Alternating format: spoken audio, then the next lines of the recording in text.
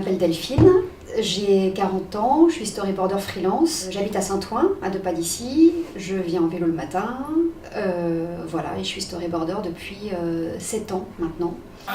Alors storyboarder, voilà, j'ai 2 parties, enfin il y a 2 pôles sur lesquels j'essaye d'œuvrer au mieux. Il y a la partie cinéma et la partie publicité. Et en fait la publicité, j'y suis arrivée un petit peu par hasard en rencontrant mon agent et en cherchant à travailler comme storyboarder. Et le cinéma reste mon premier amour.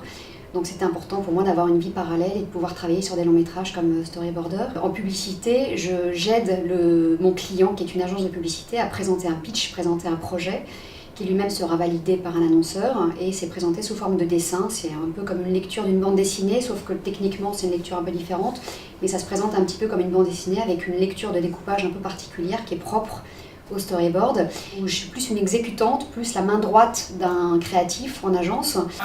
En cinéma, je suis plus dans le processus de création d'un film où j'accompagne un metteur en scène à réfléchir sur son découpage, comment approcher les plans, comment réfléchir aux plans, quelles sont les valeurs de plan, les axes, les focales, etc.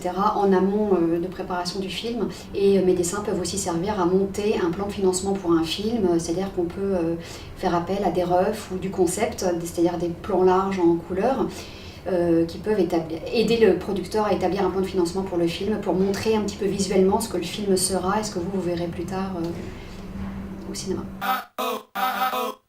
C'était important pour moi de sortir de l'axe infernal, le triangle infernal qui était machine à laver, les courses, la nounou, le mari le soir, d'opérer une vraie fracture entre le moment où je suis à la maison, le moment où je vais travailler, et donc beaucoup plus d'efficacité, plus de rendement et beaucoup plus de plaisir, parce que c'est une activité qui est très solitaire. Mes clients, je ne les rencontre pas, c'est que par internet ou par téléphone, et donc voilà, j'avais besoin d'une énergie comme ça, de travail, d'avoir des gens autour de moi, indépendants aussi certes, et qui faisaient peut-être des métiers différents, mais en tous les cas de trouver un moyen d'échange.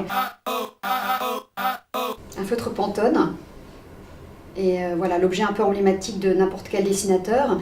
Mais il y a plus que ça, il a une odeur qui est en fait l'odeur de mon enfance, parce que ma mère était graphiste et elle avait un grand atelier à la maison et j'y traînais mes guêtres. J'étais encore plus petite que je ne le suis aujourd'hui, j'étais vraiment haute comme ça. C'est une odeur très symptomatique pour moi, l'odeur de ces feutres qu'il y avait dans l'atelier de ma mère quand j'étais petite, dans lequel j'ai commencé à dessiner. Et indépendamment du fait que voilà, le feutre Pantone, chaque dessinateur s'y retrouve et a ça entre les mains à un moment donné de sa vie. Et rose parce que je sais pas, complètement par hasard, sans doute parce que je suis une fille, j'en sais rien, mais bon voilà.